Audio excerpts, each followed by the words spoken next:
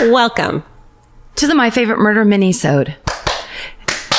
And the lights go off. It's a series of a clapping podcast. Learn to clap correctly. George is going on vacation tomorrow. That's right.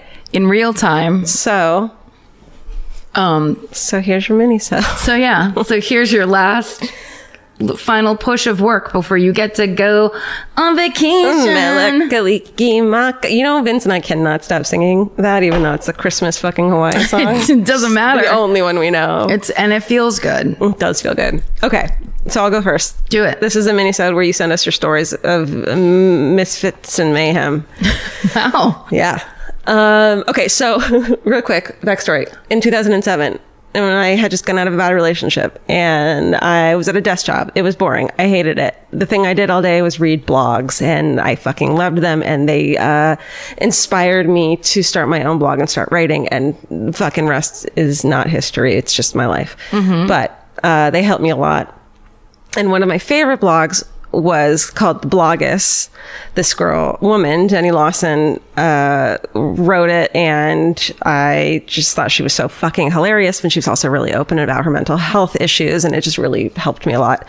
So now she's my fucking friend on Twitter, and she fucking messaged me and told me she wants to tell us her fucking hometown murder, and I got really excited. So here it is. Do it. It's Jenny Lawson, The Blogus. She wrote the book called Furiously Happy. Everyone should buy it. It's on top of my CPAP machine right now, and I'm reading it. So she says, "Hey y'all, I love your show and have listened since the beginning." I didn't fucking know that. "You are the weird soundtrack to my life. Please do not put this letter in between inspiring brave survival stories, because it will make me sound even stupider than I am. Or do whatever. When I was 21, I bought a junky ancient washing machine from this guy who scavenged broken appliances and refurbished them. It probably would have been a really good deal if the washing machine didn't break every couple of months, but the repair guy was really nice, and when it would crap out, he'd come over to our house and fix it for beer money." He seemed nice enough, and I lost track of how many times he came to fix the washing machine. Not a euphemism, this isn't porn. About a year into having a personal terrible washing machine butler, the washer broke a final time, but this time it still worked, but it would make these horrific noises whenever it was on. It sounded like someone getting murdered. Low groans that moved into a blood-curdling scream and then started over again. It was super unsettling, and once a neighbor came to the door to ask if I'd check her mail while she was out of town, and the washing machine was screaming from the back of the house, and I had to explain that I was not a serial killer, and that my washer was the person screaming. I'm not sure if she believed me, but when I told her to come inside to see, she declined, but I'm not sure if it's because she believed me or because she knew this is how you end up chained in a sex dungeon. Fair play to her, really. I called the repair guy, but he was MIA, and so I had to live with the washer that screamed at me like a lunatic while I waited for him to return my call. But turns out that he was not returning my call because someone else had called him to repair a washer and murdered him. Apparently, the girl he was dating had a jealous ex, so the murderer called in a fake washer emergency and stabbed him to death. Oh, no. And then I got freaked out because my washer started screaming the same week he was murdered. And I was convinced our washing machine was haunted by the soul of our murdered repairman. A friend who was Catholic stole a big gulp of holy water from her church, and we dumped it in the rinse cycle to try to free his soul, but it didn't work. My husband says that's because the sound was from a pipe going bad and not a ghost in the machine, but I was pretty sure it was probably both of those things. So I said a prayer for him and the washing machine, and we traded in for a new washer that was less terrifying. To this day, that possibly haunted washing machine is why I don't like to do laundry, and also I'm really lazy. Hugs, Jenny Lawson. Whoa, I totally thought it was going to be the repairman. That was such a good mislead. A repairman who you give beer money to is like bound to be a murderer. Well, and also somebody that's supposed to be a repairman, but it keeps breaking. Right. It's like doing it on he's purpose. Doing it, to get into your house. That's awful. I know. It's so sad. So like, it really was this nice repairman who just wanted beer money. Yeah. And he got murdered by this new love of his life's ex. Horrible. Yeah. All right. The subject of this is the time I woke up to a cokehead watching me sleep. Hey guys, very new listener, but I've been binging episodes for the entirety of my 8-hour shifts and absorbing hours of murder each day. Thank you so much. When I graduated high school, I almost immediately moved out of my parents' house and was living with a roommate right outside the bad part of town. My street was relatively calm. In fact, all of the police presence in the neighborhood was caused directly by my next door neighbor. He was a drug dealer. He and I had very few interactions, saying hi at the mailbox, waving if we got home from work at the same time, him offering me free Coke if I come to one of his parties. I never took him up on it, not because I'm one to turn down free drugs, but because something always seemed a little off with him. Yeah. I grew up as a murderino, so I've always been very careful to lock the doors and windows at night. Very good. Girl. One night, after double checking all the doors, I take 2 sleeping pills and go to bed. Night. A few hours later, I start to wake up, which was weird because when I take sleeping pills, I'm usually conked until morning. Because you take 2.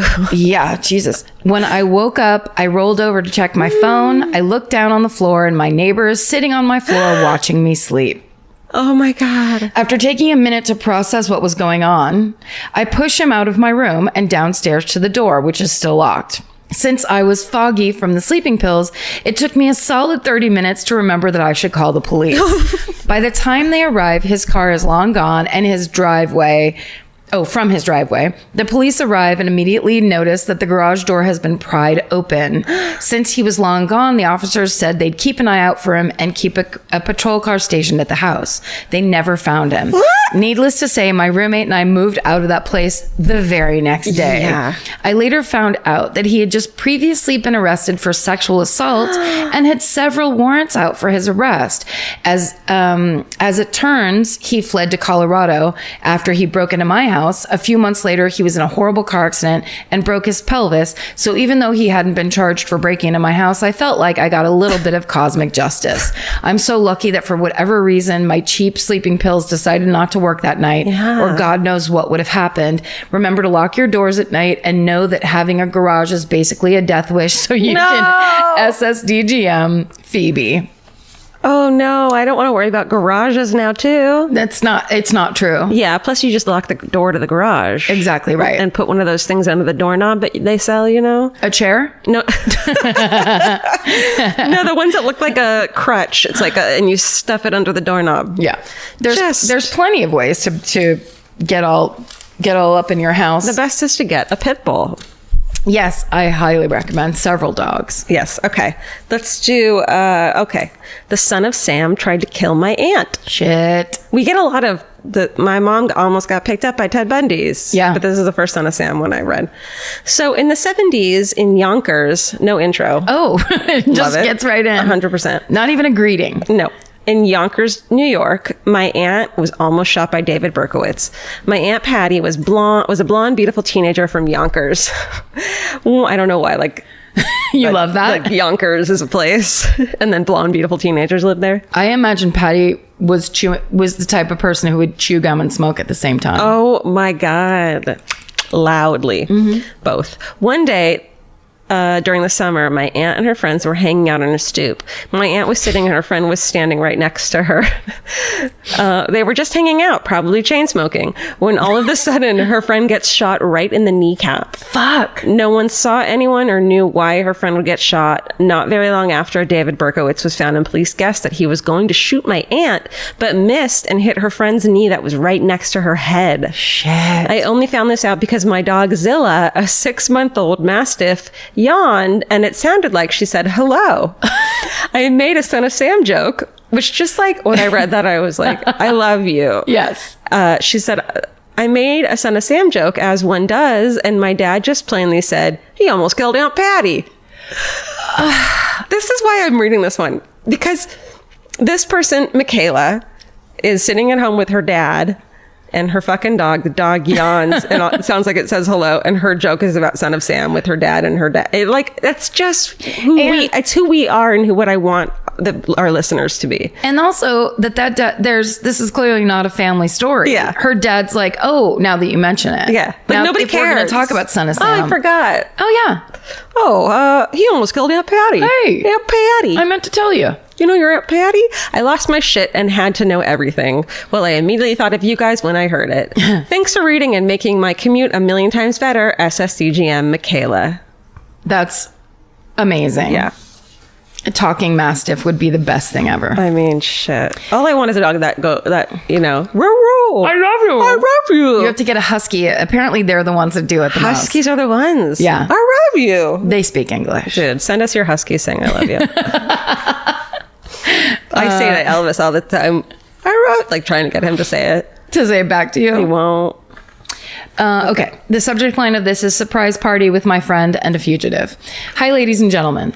I spent my formative years growing up in a suburban part of Austin, Texas, known as Westlake Hills. In 2000, I had just graduated from high school, and my friends and I were going to throw a surprise party at my parents' house for my friend Colin, who happened to live across the street from me. Mm-hmm. As part of the party preparation, a friend was supposed to take Colin out for ice cream and then stop by my house to see if I was home to hang out. All of our cars had carpooled and parked way down the street so he wouldn't see familiar cars outside my house. Mm-hmm. About 5 or 6 friends and I were hanging out at my house waiting for the last party guest, Clay, who was arriving late. We were just chilling watching TV when a special news report came on saying that someone had just been stabbed in the parking lot of the mall that happened to be about maybe 2 miles away from my house. The assailant had fled the scene and police were currently on a manhunt for a guy wearing a gray t-shirt and black shorts. Oh my God. I went to lock the front door because I'm not a goddamn moron. And right then, Clay pulled up in his very conspicuous classic car and started to come to the door. I yelled, "Park down the street, dumbass. This is a surprise party." Clay Karen Kilgariff, is that you? Right? It's the Austin me. Clay got the message and drove off, and I locked the door and got back to the news. We realized about 15 minutes later that Clay hadn't come back yet. Parking down the street should have taken 5 minutes at the most. We joked that the fugitive had found him and Clay had been abducted. Then 20 minutes passed, and we realized that that might actually have happened, and we were being dicks, and so we started to worry. About 25 minutes after leaving to park his car, a very sweaty Clay rang the doorbell, and we asked him what the hell happened. He explained that because he's batshit crazy, he decided to park nearly a mile away in an undeveloped part of the subdivision and then run home. Another sign of batshit craziness, running for fun.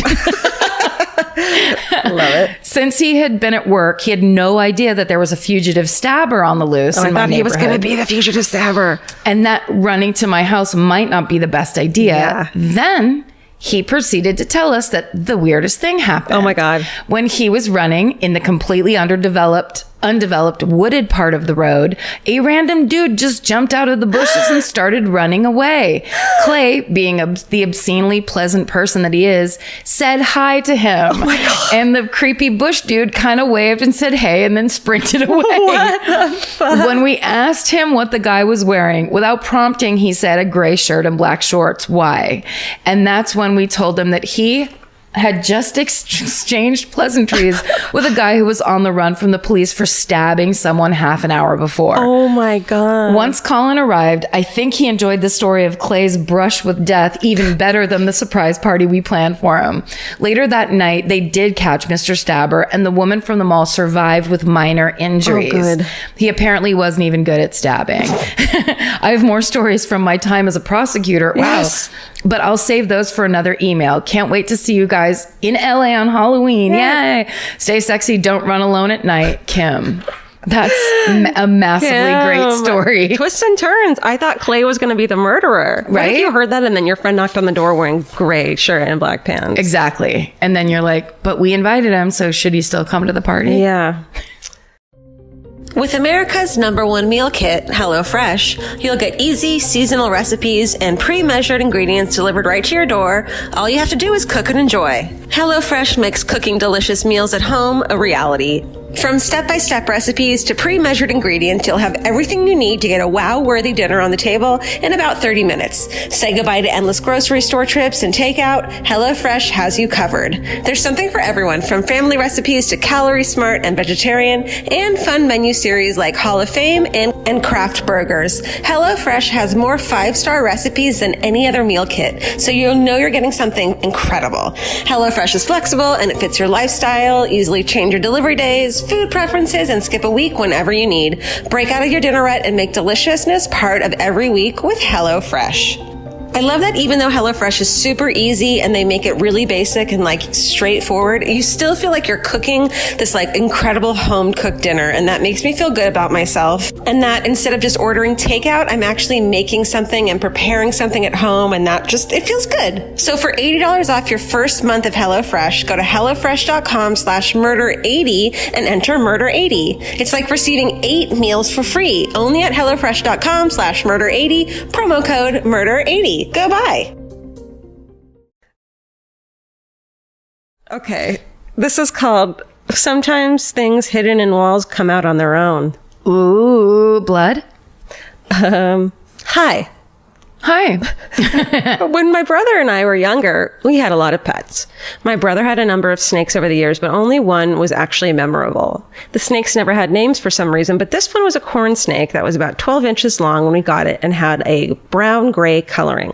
Anyway, one day my brother notices that the snake isn't in its cage anymore. This had happened before with other snakes, and they would turn up a few days later. Maybe it's because you're using a cage. Yeah. So everyone kind of met it off and figured it would turn up or get out of the house and we'd never see it again. This sounds like the fucking definition of the 80s. Yes. We're like, well, corn snake, whatever. Right. Fast forward a few years now, and my brother and I are at home with our 70-something old lady babysitter. We're sitting in the living room watching TV. The living room has a fireplace which covers an entire wall. It's fucking 1970s. Yeah, it's nice. From floor to ceiling with gray brown brick colored brick. Mm-hmm. So we're watching TV and I get bored, so I'm staring off into space and notice the fireplace bricks are moving. I think it's just my imagination, so I snap out of my daydreaming stance and it's the snake. It's a whole lot bigger now, like 4 feet long. So he must have been eating good all those years. And hiding in the wall. He'd been living in there. How terrifying. Also, this is Vince's worst night. You know, he can't even, like, if we're watching TV and a snake comes on, he can't has to look away. No, he says, tell me when it's over. So I casually pointed out, like, oh, there's a snake. And the babysitter loses her shit and starts running around saying she's going to call the fire department or whatever. My brother and I are still like, meh, and just tucked our feet up and kept watching TV. The babysitter called my mom and she comes home. My mom walks in like a boss-ass bitch and grabs the snake with her bare hands. This thing is freaking mean now, so it's trying to bite her when she grabs it.